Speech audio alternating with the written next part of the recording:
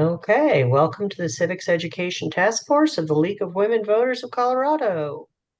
Tonight we are lucky and excited to have Becky Musselman with us from Colorado Mountain College.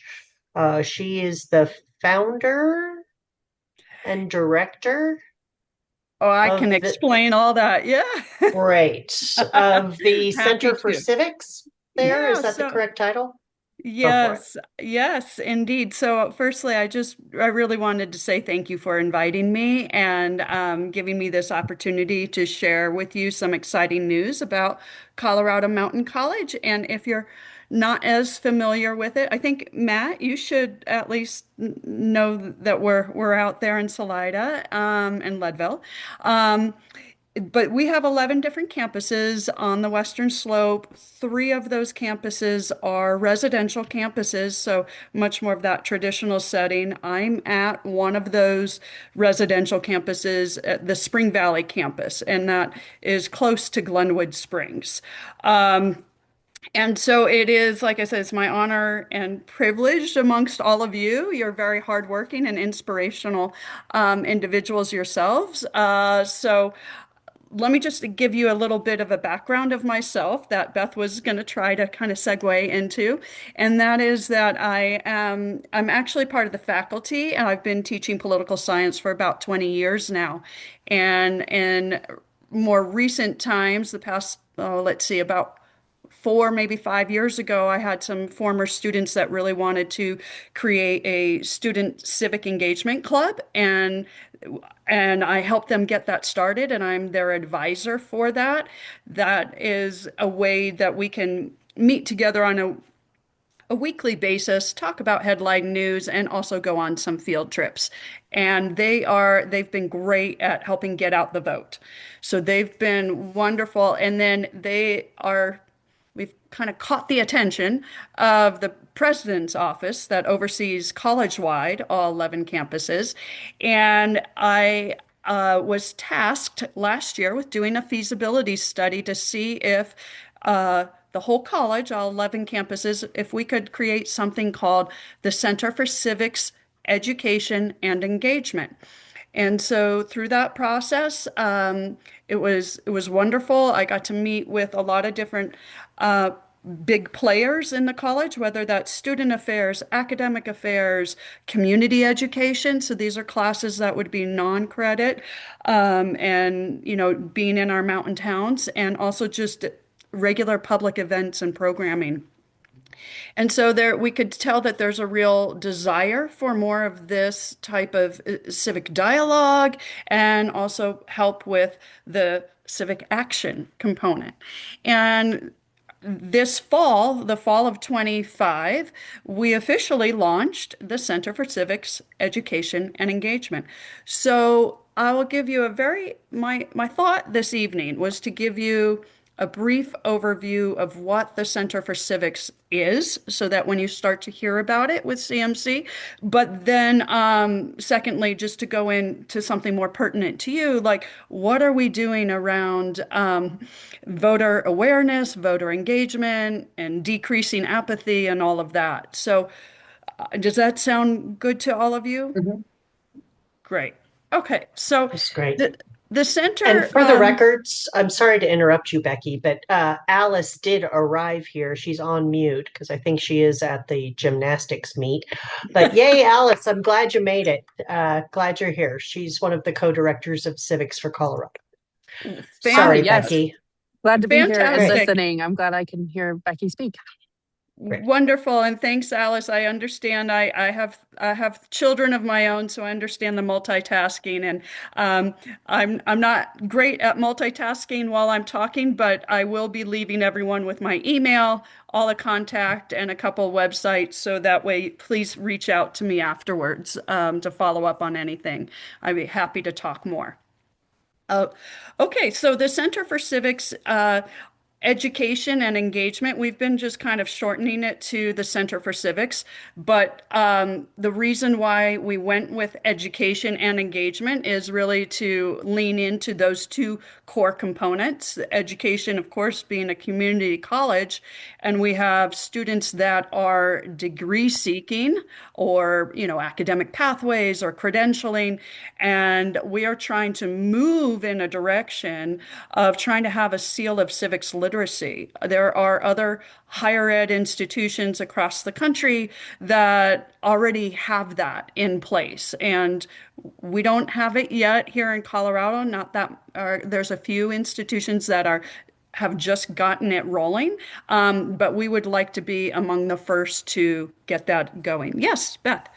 Do you, uh, do you know who has gotten it rolling? And yeah, can you talk a Yeah, little more about the Seal of sure. Civics? Because So this is cool.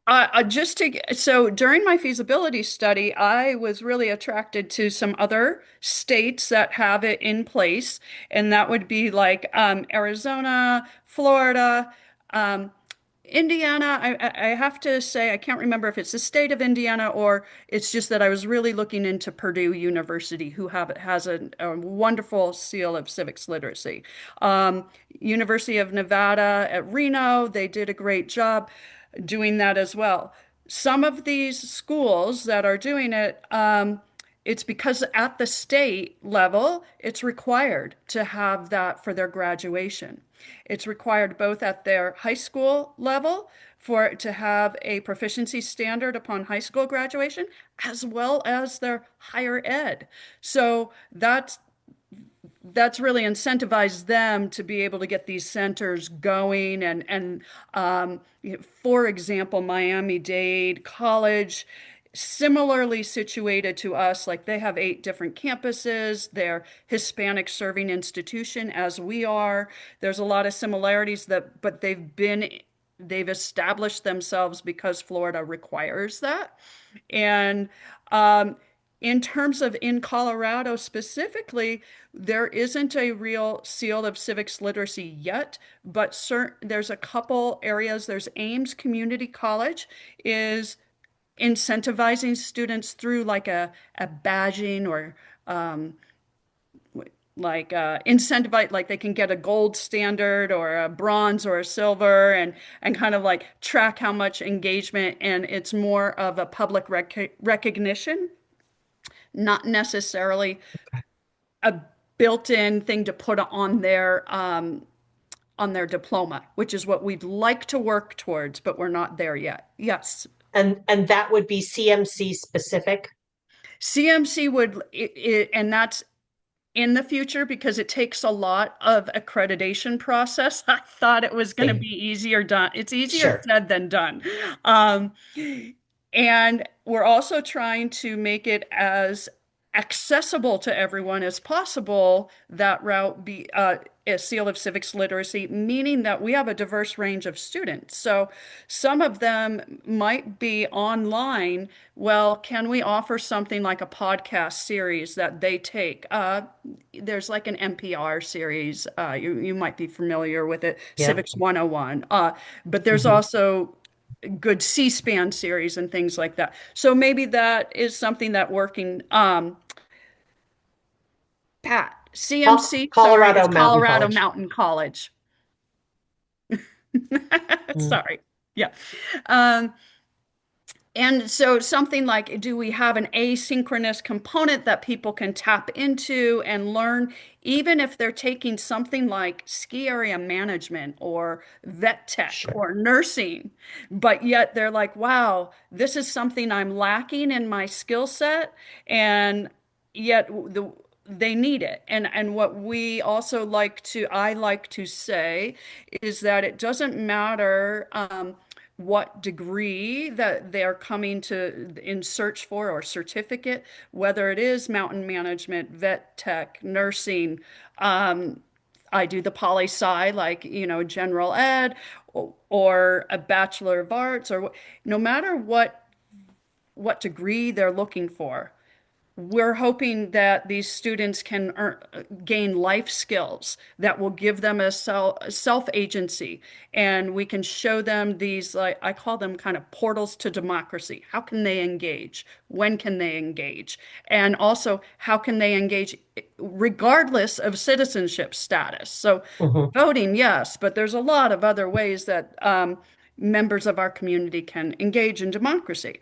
And so it really doesn't Well, matter, yeah, what they're studying. It's applicable to being part of a thriving democracy in Colorado or wherever they land. Yes, Beth.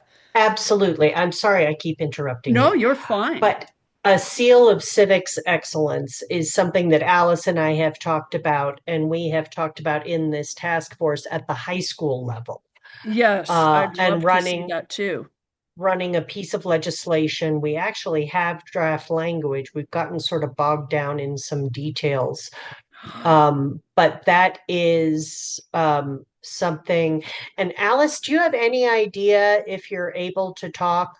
I heard that there might be someone running a bill that's not even using our language, just separately on a seal. Have you heard anything about that? I have not seen that. There is Okay. an official seal that students can earn, but it's not endorsed by the state. So there is a program that teachers can engage in. And Sure. so, but obviously it's like small participation because it's not really incentivized or, but now I've not heard of one. Okay. But let's be in touch about that, Becky, because if Absolutely. we could get a a piece of legislation that could cover higher ed as well. Well, that would be fantastic. Yeah, And I would love to put you well, let's be in contact because the absolutely. president of Colorado Mountain College, his name is Matt Gianeschi, and he's kind of in favor of trying to put forth some type of legislation as well. That would be great. He has not drafted anything, but I know that this is something true to his heart. He would like to see we have a strong, maybe almost 50% of our enrollment now is ending up being co-enrollment with the high school districts. So we have a strong Cool. connection with the schools, K through 12 schools in our area, in particular high schools, because of that ability of students to take classes at CMC and earn dual credit for high school, to get those Sure. credentials, but really work towards gaining. Some of them end up graduating with an Associates of Arts, and Excellent. it's amazing. So that's the other why we have so much emphasis on education, of course, and engagement is. The other part of the Center for Civics is bringing in larger name speakers, and having our author talk. I don't know if you've ever been familiar. We do an annual author talk. Last year we did a series called Rediscovering Common Ground. It was with Richard Haas and the Bill of Obligations. He came and spoke at each of our campuses. Everyone kind of read and community read, meaning we had enough books to set out with public libraries so community members are invited on campus and really feel part of what's going on. So we have plans in the works over the summer, sometime during Aspen Ideas Festival, to have Walter Isaacson and Jeffrey Rosen come and speak a meeting of the minds about the foundational documents and what do they mean today and all of that. I don't have a date set. They haven't made their date yet. I can understand how busy they are this Mhm. particular year in too. So So, yeah. does everyone know those folks from the American Constitution Center, Jeffrey Rosen? And I'm not sure that we fully answered your question. What is a civics seal? Um, it, in my mind, and Becky has just expanded my mind. But we were talking about a civic seal. Colorado currently has two high school graduate seals.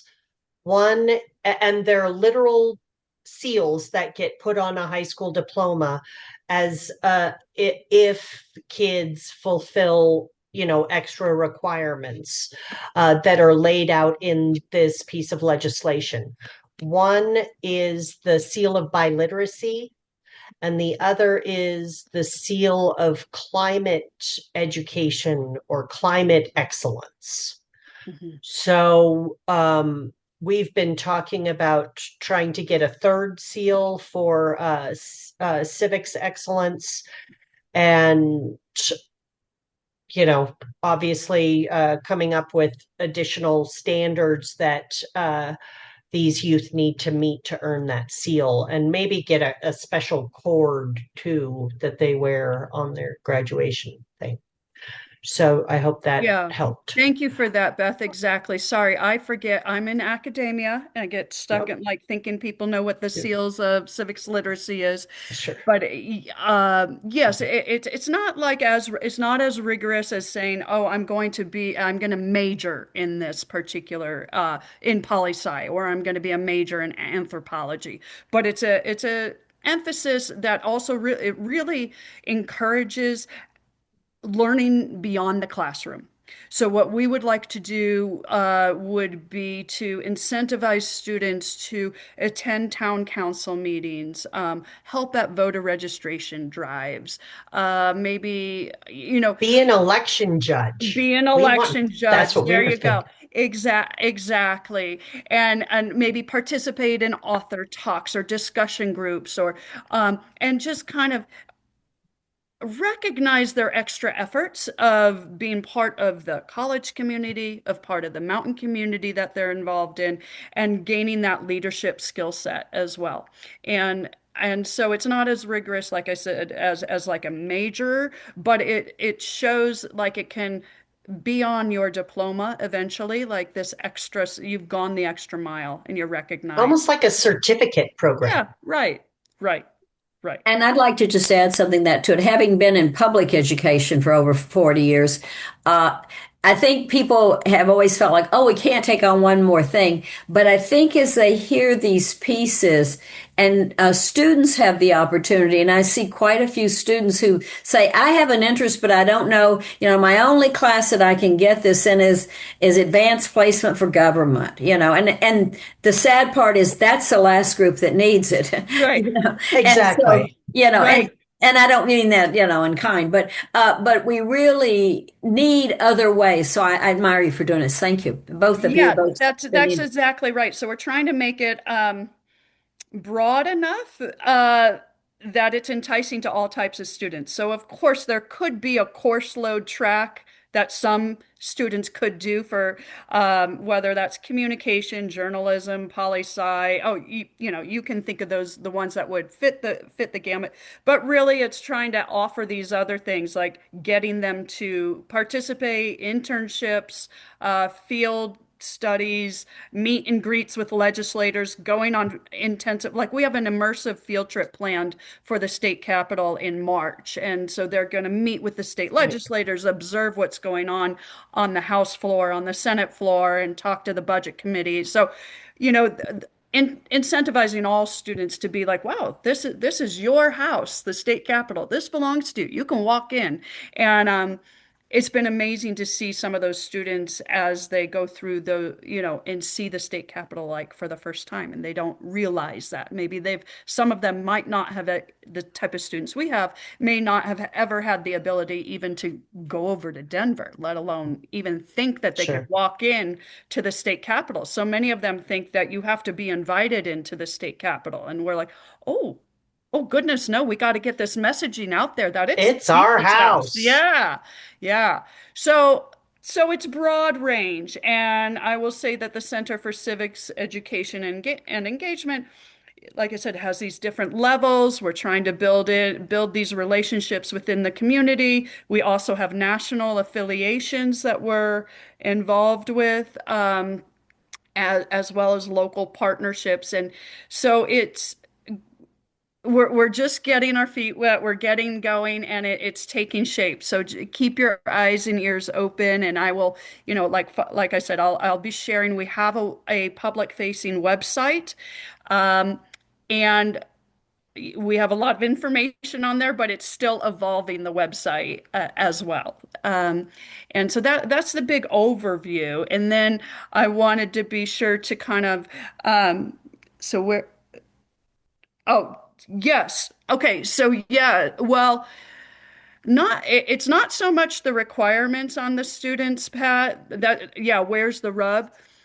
Mhm. There is that obviously if you're in academia in higher ed, you always come up with the problem of retention, holding on, and also graduation. So we might get students in the door, but making sure that we hold on to them and that they finish in a timely manner and they're not just extending their time at our institution and just kind of finding themselves.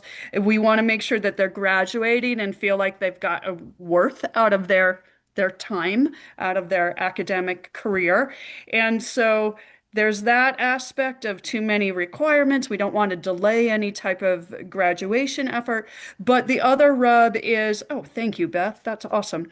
The other rub, I would say, is that as I'm finding out, it's a lot harder to track these things than we think. So we need the structure in terms of the technology, and we have to, because if you can imagine tracking all of that, and who's going, so there's different software programs that we would need to acquire in order to roll it out the way that we would want to roll it out. Does that answer the question a little bit? I think well, we've been lucky in that Colorado is a friendly state that has been receptive to the idea of, wow, there's a lack in civics, general civics education, and let's try to build that up. We need to support that. We've also been lucky that our particular president, Matt Gianesci, is completely on board with this being part of the mission of a college in general. But I understand that there's actually other states, colleagues in Texas, Pat, are having much harder time and getting their funding cut for things like this. Whereas we've been able to actually we secured a grant, and that's enabling us to bring a lot of these programs to fruition. Cool. Um, I guess I'll pause too. Is there any other general questions or comments about what this Center for Civics looks like or where we want to head before I segue into what we're doing around voter? Yeah, go ahead, Matt. Well, so where, like, with CU and CSU and Colorado College, do they have, these something similar? I'm wondering. Yeah, and we've been in close contact with them. They are they're each going about it in a kind of a different way, and so there's not really a proficiency standard yet for them, although they have these like um, I'm trying to think of University of Colorado, Colorado Springs. I think their center is called the Center of the Individual and Government. I'm going blank on their exact title, but they've been fan fantastic in what they're offering. But again, it's that tracking measurement. But they're doing a lot of wonderful work around civic dialogue and promoting that through the types of course offerings that they have. CSU has a center for public public deliberation. deliberation, and you've probably heard from Martine, maybe. We love us some Martine. I Yep. do too, and I'm like, Yeah. Martine, I want you to come to visit us. So I want to Mhm. bring what we want to bring what he's doing, something like that. And we're actually building up our communication department as we speak. We have trying to create a civic fellow as part of that, just understanding the whole dialogue aspect. So I love what he's doing. So we're kind of mo trying to cherry pick, right? What are other institutions doing well? And it's been a lot of camaraderie. I will say that. Everyone's been gracious with their time, gracious with their resources, with saying, "Hey, this is working for us," or "Don't go down that path. That'll be a dead end." And so we're all trying to work together. And if we're trying to share resources, even with Colorado Mesa University, CMU. Right. And it's like, okay, if we're getting big speakers, well, how can we share that? How can we share that out? Um, and so there, I will say that it's a lot of camaraderie and there is a lot of energy and movement, but we're not quite at the level as some other states, what they have going. Just one Hmm. other group, and Beth, you may be able to tell her a little bit more because I don't know what's happening in the state with the Girl Scouts. Can you? Uh, that's kind of the level before because they're. Uh, do you want to Mhm. share about Voter Girl? That started off about Sure. 5 or 7 years ago. Voter Girl started off in Ohio. Okay. And that really was something. And then the Girl Scouts in Colorado picked up part of it. Do you know more? And I can tell what I know, but there may be more current stuff than what I know because I worked with it 5 years ago. So, Okay. Yeah, Voter Girl is a League of Women Voters program out of Kent, Ohio. They kind of trademarked it, copyrighted it, and sell it out to their credit. And it's a program that's a collaboration between Girl Scouts and the League of Women Voters. There's more than, seven some hundred some odd chapters of the league around the nation. And in Colorado, there's a Girl Scout troop in every zip code. Right. and we have a Wow. very active group over in Grand Junction. And so, as you're starting to think about things, that might be a group that might be even there might be some things you could do with them. There are now Girl Scouts USA have developed badges now themselves. At one time, you had to pay to be a part of Voter Girl. So then people kind of started realizing that they weren't sure they had the money to do that, so they started kind of their own. And then badges were put together, and so there's a variety of different badges and a curriculum with that, and so, things like that. That's something you can look at, and I can give you a contact person. I'm trying to think who right now, but I can get in touch with you about a contact person who could give you some more information and even tell you if there's any girls in any of the areas. Well, Just that would be the high school version of you. Yeah. we, Oh, okay. we That's what I was going to ask. What kind of age range is that oh, then? we're doing Voter Girl in Larimer County, Hmm. and we have been for the last couple of years, but we Hmm. haven't been doing high school students. That's a little more complicated, and the one that we do is a 1 day or half a day program where girls from basically, I think it's first through sixth grade get Okay. a badge, and we bought the rights, and we are partnering with the Girl Scouts of Colorado. So we have girls coming in from the Front Range, basically. It's a tough haul to come over from Grand Junction to Fort Collins, but we've been doing the program for a couple of years now, and it's really fun to do.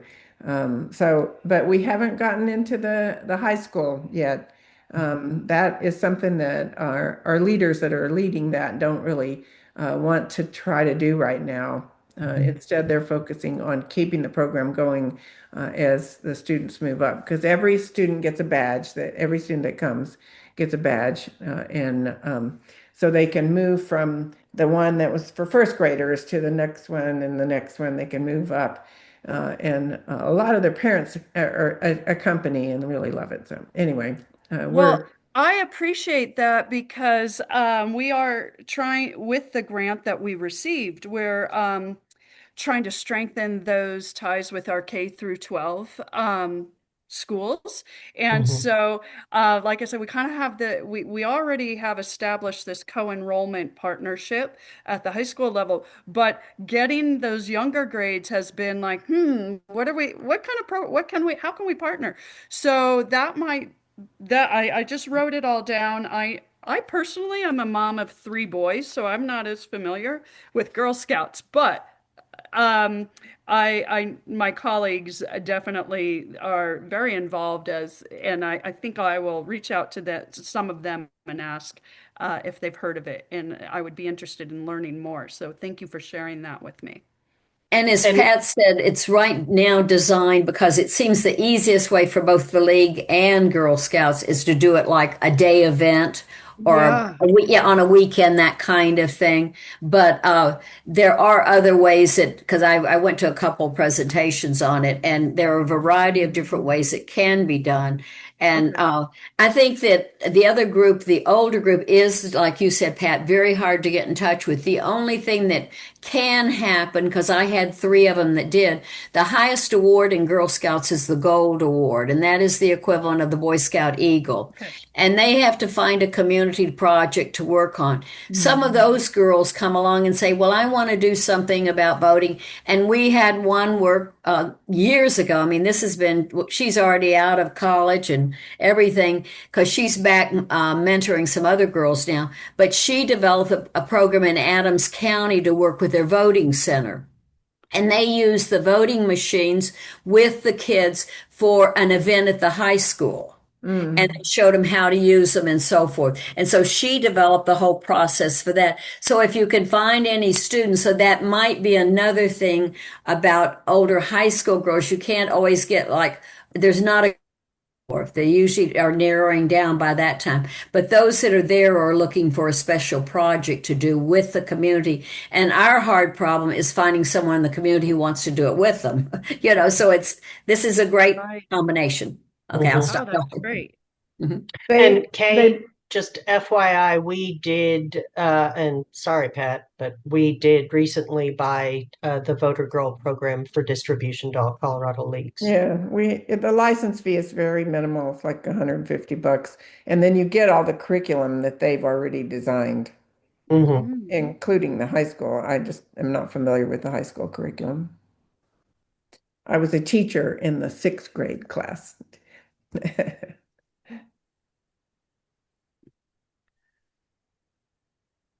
All right. Well, thank you for all of this information, and I jotted it down, and I can share that with my colleagues, and we'll see where it can go because um, the campuses that we have wonderful spaces too. So it's like, wow, if we could be a Oh, host cool. location, and maybe more than one troop can come up, and we can really make it worth their while. That would be great.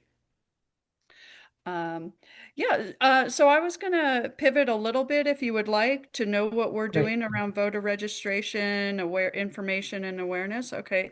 Um, so obviously, all of us are in the exact same boat trying to figure out how do we raise this awareness, and it seems like there's so many different modalities to use. And then also working against us is really trying to get that decrease the voter apathy and that wall that I keep seeing. People build up this wall and they're like, I just there's too much going on and I want to be in my safe place and I don't even want to talk about it.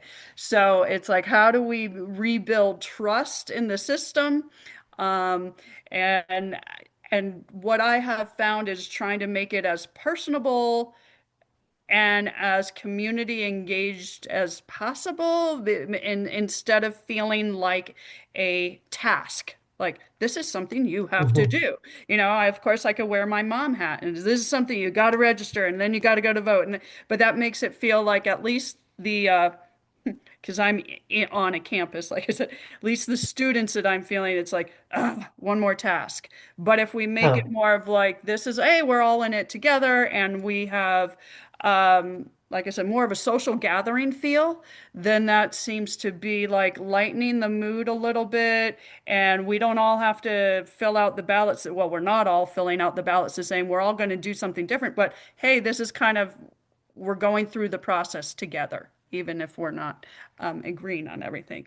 So we have like and I know you're it's not like I'm preaching to the choir, it's we're all singing the same song, but we've got these like three different, in my mind, three different stages. We have voter registration stage. For us, since we're on academic years cycles, we most of our voter registration is really occurring during the fall semester. Even though I will say, having said that, we do have people who enroll in summer or just enroll in the winter or something. And at every each time someone comes for enrollment, when as by law through financial aid, they actually have to be informed of their voter registration. So that's like a federal, that's a link. So whenever they sign up for the enrollment period, they kind of just they're told like you need to go through this registration process. Here's the steps to do it. But as a much more as the social gathering aspect, most of that energy is spent in the fall. And so we have different events around that. The with voter drives and partnering with people to come and register our students, as well as re-register all these reminders for, in Colorado, people are moving all the time. And so it's like, hey, you just moved between the elections. Don't forget, you gotta update that.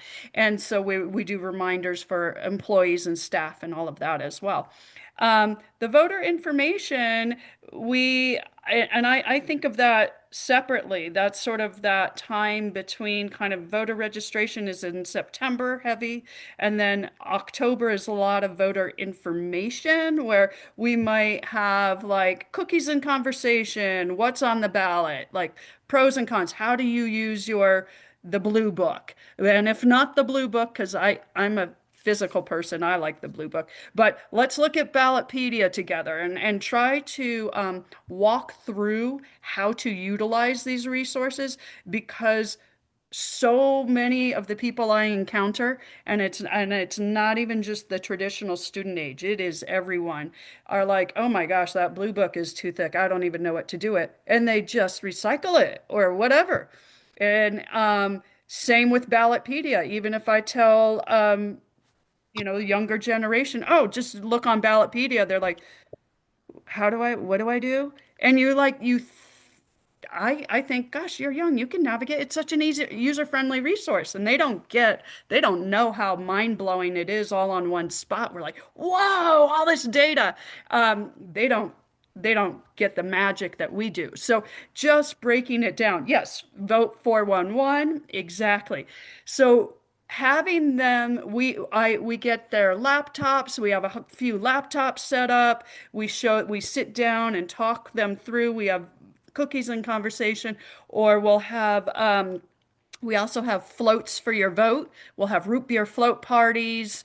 Those so there's a lot of talking about what is on it. How do you read arguments for, arguments against, and especially if there happens to be a hot topic, then sometimes there's discussion around that. And then what we call voter action. For us, that's a bit of a barrier. Some of our campuses are rural in nature. For example, my own campus at my own home campus, Spring Valley, is a residential campus, but we do not have a drop box. So and not all students even have cars, and we're outside of Sure. town. So there's that. We've offered van rides to students. In the past, we've also offered stamps. Um, but I know that's a little bit of a gray area in this current administration of whether or not we can offer stamps. So we're not I see nothing broadcasting it. illegal about that. You don't, yeah. The last fall, yeah, as you can remember, last fall with all these new regulations, we got a little nervous because we're receiving all the Sure. federal funding for this. Absolutely. And we have a vulnerable population as well. So with being an HSI, so we are still doing stamps, but not really broadcasting it as much. What we are doing, though, is utilizing trying to make as many flyers or social media posts with polling locations and drop boxes and make it easy. You could go use the drop box in town and get like a go by Dairy Queen or something, like trying to make it again, not Well, just and a they task, but that social fun thing. mhm. And they can take up to 9 ballots as well as their own. Okay, That is perfectly legal in that's Colorado. up to 9 Yes. as well as their own. You can submit a total of 10 other, 10 ballots, Okay. yours plus 9 others, Well, that's for your disabled mother, for your yes. homebound neighbor. I'm going to write that down because I get a lot of questions, obviously, for good, well-intentioned volunteers who are like, "Well, can I just collect all the ones from the res hall?" And we're like, "Well, we can't do it like in a bulk batch, but let's figure out Mhm. how we can help them get it out there." 9 by 9, you You can. Oh, can. You okay. can. And the other part of that too, that I even say for young people is remember, you have some neighbors in your neighborhood that some of them do snow cleaning for them, or you Yeah. have neighbors in your neighborhood who can't get out. That would really be a good something you could go do because your neighbor knows you, your neighbor will let you have it, and that kind of thing. You're in a little smaller town, so they could do that with even if each one of them you just said, do a theme, each one reach one, if each one of them Right. reaches out to one person, you've got just one more way. Anyway, We find Right. that students, well, we know that students don't vote in bigger numbers, but they also have a problem with their ballots needing to be cured, which can now happen online. But a lot of them has to do with the signatures. If they are registered at the DMV, they're using a pad and their signature is wacky. They can print, they can do anything, but they need to use the same signature on their ballot as they did when they registered to vote. And that's a big problem because then they have to cure their ballot and they may or may not decide to take that extra step. That's a big, and some students, we deal mostly with high school students, they don't know how to put something in the mail. Like Uh-huh. where do you put this? Absolutely. They I'm don't have only laughing because stamps. I'm living through it. Oh, yeah. My middle child did that with his ballot. We had to go cure his signature, and we had it. And I'm like, oh my gosh, this is embarrassing. I'm the one teaching this, and No. so I'm only laughing because I'm like, yep, I'm living through that too. But you can text to cure now. Yeah, Yes. it's a lot easier so And far. and the students love the ballot tracks, actually. Every time Yes. I I love mention that, they love that. And they're like, I love it. You're like, oh, I love it. my ballot's been collected. Yay. Oh, my ballot has been now counted. And so they like to see those steps.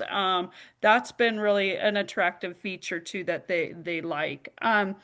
And in terms of just trying to get ideas of like how to make it social, how to make it fun, I've been using an organization called Made by Us. It's a free organization. They're nonpartisan. They're actually originated by a whole bunch of historical societies like the Smithsonian Institute that are trying to find ways to make civics and history enticing for younger people. And not just younger people, but how do we tie in like co-generational experiences and how can multi-generation, how can we all learn from each other? So it's made by us. They have been a great resource. They're free. Their website is extensive. And then I'm assuming you're probably familiar with All In. Uh, or maybe not. It could be a higher ed thing, but All In is also very user friendly and they're the ones. All In does extend a lot of work, mostly in terms of the voter information, like reminders of, hey, primaries are coming up. Oh, don't forget to list your polling stations and your Dropbox locations. And they'll even they have a ton of fun flyers that you can kind of just cut and paste and utilize for your own. So All In is another wonderful resource. There's made by us history made by That's us. it. That's it. Okay. Yeah. Yep, that's it because their roots are in historical societies, historical Thank you. organizations. Oh, Beth, sorry you're muted. Yeah, I put the link for Made by Us in chat. I'm having trouble finding All In though. I Okay, found something I can probably get only for LDS women. let Well, me there was Hmm. also I think it was a national program on rightquestion.org that I went to the other day, and they have a really cool tool on how to talk to people about the value of voting. Um, mm, and it's all about asking the right, asking people who are hesitant to vote these open-ended questions, basically. But the rightquestion.org is the name, and the National League put on a little 1 hour training program on that. It was pretty good. It was really good. Great. There's a something for adults, and then I think Denver's using it, and then another one for young people. Great. And Alice just told me this morning about a new app out of the Sandra Day O'Connor Institute Mm. called Civics for Life. oh, Uh, and I just put that link. I haven't had time to explore it, but I'm kind of psyched. She said she's learning a lot. They send you a little something every day. Um, I'm enough of a nerd. I get my word of the day and yeah. stuff like that. Yeah, it's great. It's like they send you little articles to read about historical things that have happened or something relevant going on. And there's also like challenges and things. It's great because I'm not a civics teacher, but I'm now working with a lot of civics teachers, and realizing how little I remember. So it helps me brush up on the things I should know. Cool. Thanks, Alice.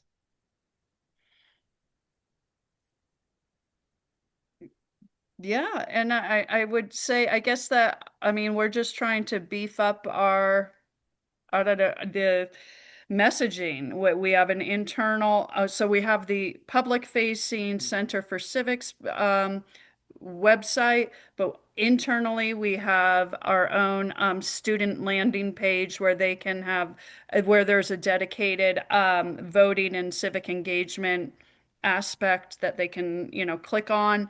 But it's trying to find that sweet spot, where are they, where I don't know, are they on online on websites, are they on Instagram, are they on, just try I think we're just trying to hit all levels, I guess, because we're trying to find the best way.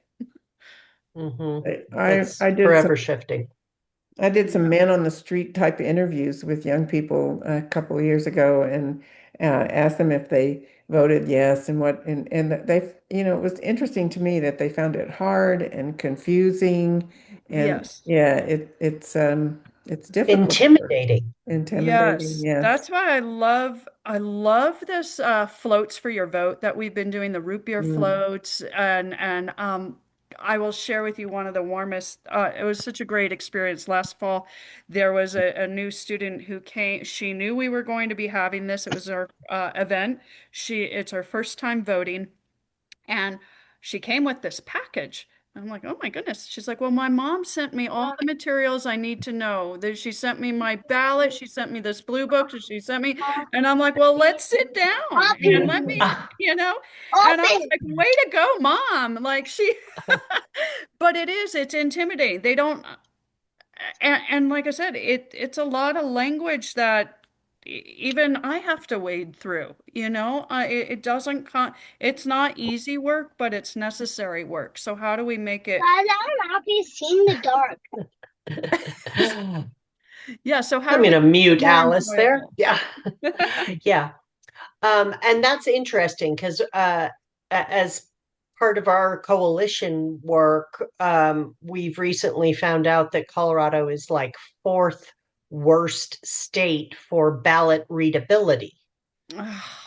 That There you you go. Yeah. you need to have hit grade 22 to be Yeah. able to really read the ballot in Colorado. So that's something that we're working on. Well, I Yeah. was going to say something else that I think would help just to bring to your students would be some adults who have had some problems. So I think so Mhm. you don't feel so stupid, like, well, my mom never had a problem. Well, she's been doing it for 40 years, but sort of like, I think the curing is a perfect example because one of the things that I did, I spent half the year in Florida. So when they had with the George Bush time, when we were counting the ballots, I happened to go and for the state of Florida and worked for them, Oh, on looking at people's ballots. And I learned more that one event than I've ever learned anything in my life about why things were, why it's pretty obvious is what it looks like. But no, if you're from the other party, it doesn't matter which one you are, and they have both there. You might say, well, that isn't quite. And those are good things that I think if kids could even see some examples of where a signature is before it's being cured, what it hmm. anyway, that's just I Mhm. think would interest them because I was blown away with it. I mean, they just had it up on screens to teach us to start with. They had a process, and so yeah, I'm sure your county clerk has that. So Right. Right. Mhm. Hanging chads. I know. I know. I always tell that story and they're like, "What are you talking about?" I'm like, and I realize, gosh, we're already 25, 26 years away from that, but I'm like, "What? You haven't heard the hanging chad debacle crisis?" Whatever. Hmm. Um, yeah. But also, I try to steer my own dialogue away from the, I don't know, anything that might make them distrust, like the signatures and things like that. So, I try to really create this, gosh, I mean, it's crazy. I find myself like I said, I've been teaching for 20 years. I didn't think I'd have to be telling students or young people trust the system. It does work. Like, Hmm. there's um but I'm realizing that's what a bulk of my time is really trying But to to build me, that. knowing that Colorado checks signatures is Hmm. one of the things that makes our system trustworthy. Yeah. It is, that we do, um, we do audits on every election. Hmm. We have one of the best systems that's most trustworthy in the nation. So, I'm not sure I understand what you mean by saying that, hey, they need to have a signature. It makes Oh, them feel like, well, they pick up on the whole national news. So they pick up Uh, on, I mean, they're getting it, national. And we are, like I said, we're on the Western Slope. So there's quite a few campuses that are in areas that are election deniers. So mhm. yeah, so we're cognizant of that. And yeah, so just trying to, and like you said, Pat, like not just checking the signatures, but I try to remind the students, well, when you went to get your driver's license and everything you had to bring to show that where you live and your vote, like, and we're, automatic voter registration. Well, see, that's happening at the same time. So that, uh, Because they know who you are. they know who you are. So yeah. Hmm. And then they're like, oh yeah, it does take forever to get, like when I went to the DMV and I tried to do it, I'm like, yeah, they're really trying to make sure that you are who you say you are. But yeah, it's easy for 19-year-old who gets a postcard that says you need to cure your ballot. See, they're trying to not count my vote. Yeah, that's where No, they go. no, they're Yeah, trying to keep your vote secure. right. Right. So That's what it's I'm just trying to do is flip that flipping the dialogue so messaging. that yeah, yeah, Hmm. yeah. Um, Alice, I know you're busy. Did you want to talk at all about your civic series? Yeah, I can just mention it briefly. We have a few events coming up over the course of this year that we are hosting, with the intention of really supporting mostly K-12 civic educators, to increase their skills, knowledge, and ability to teach high quality civics. And so we have three events. One is a civics showcase that's coming up in March. And we're going to give organizations an opportunity to get their programs in front of teachers. Um, uh, so that might be a good opportunity for Colorado Mountain College to share some of the dual enrollment opportunities.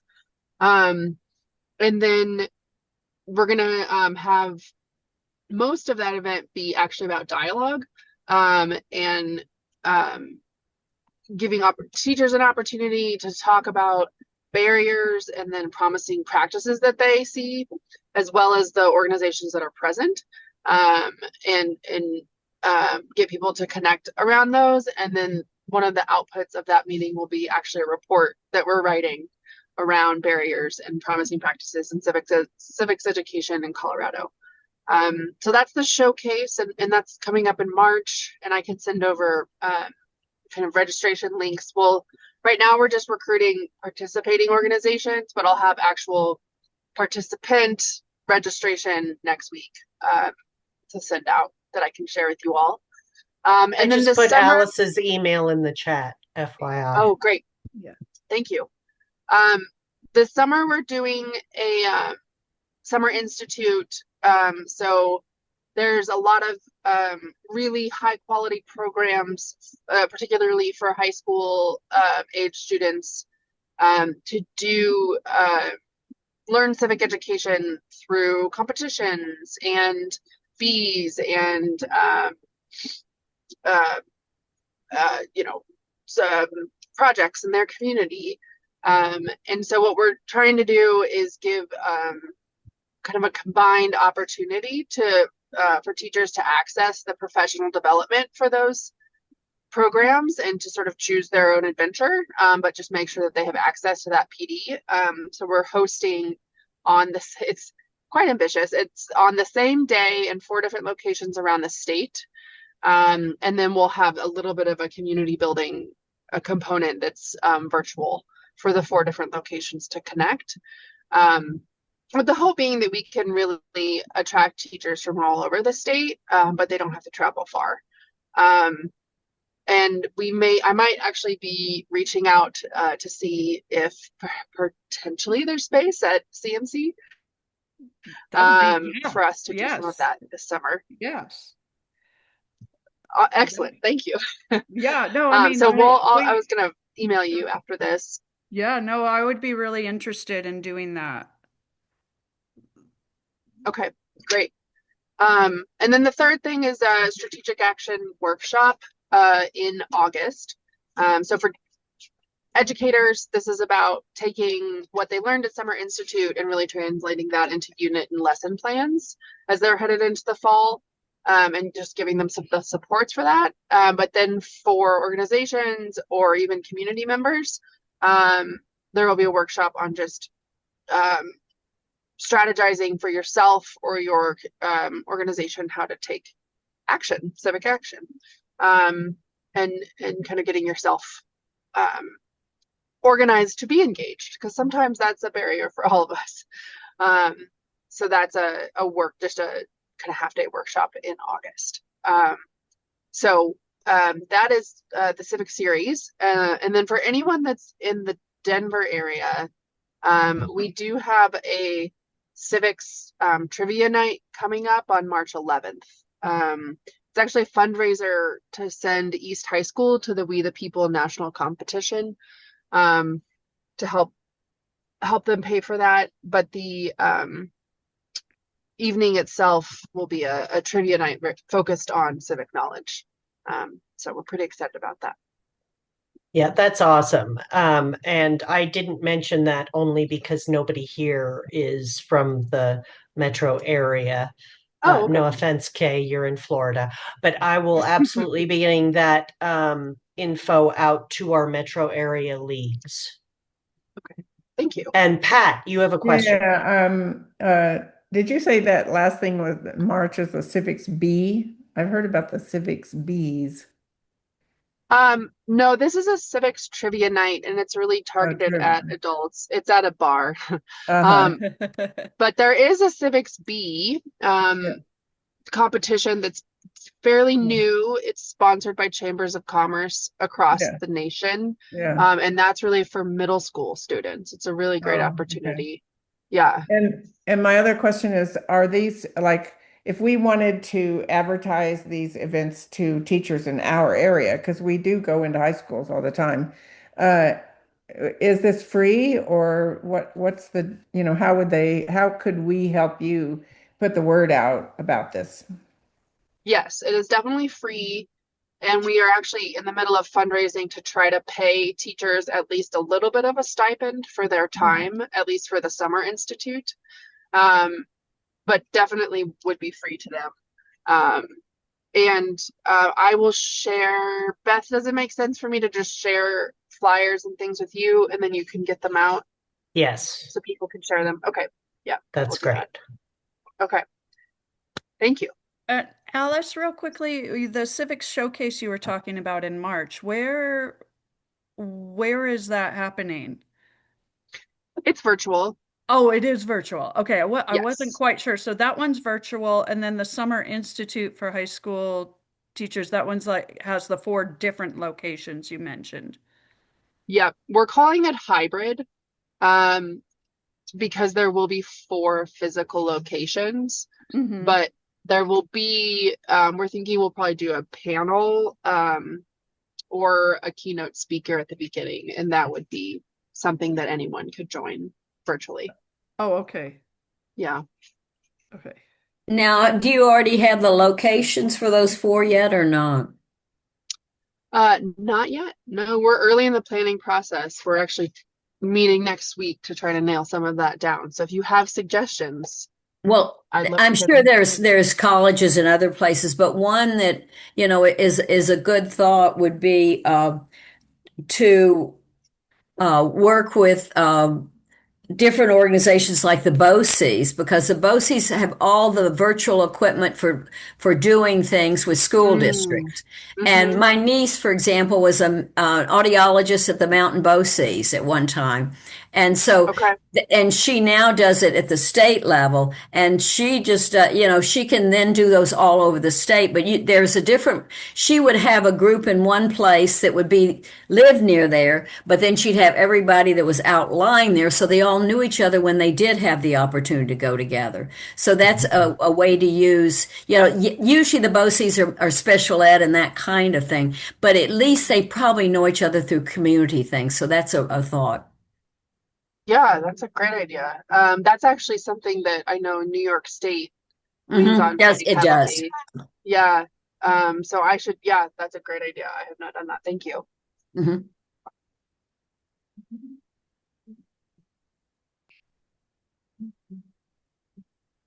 Sir.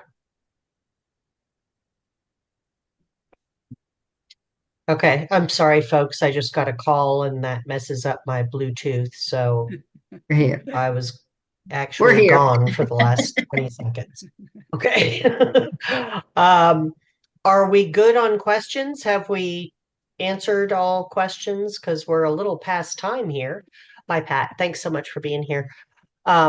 Becky, thank you. Thank you for being here. This information has you. been awesome. And Alice, thanks always. I appreciate you calling in from the gymnastics meet. And thanks for your information and work. Kay and Matt, great to see you. Have a great night. Thanks, everybody. We'll be in Thank touch. Thank you you. so much. Absolutely. Thank you. Okay, take Bye. care. Bye.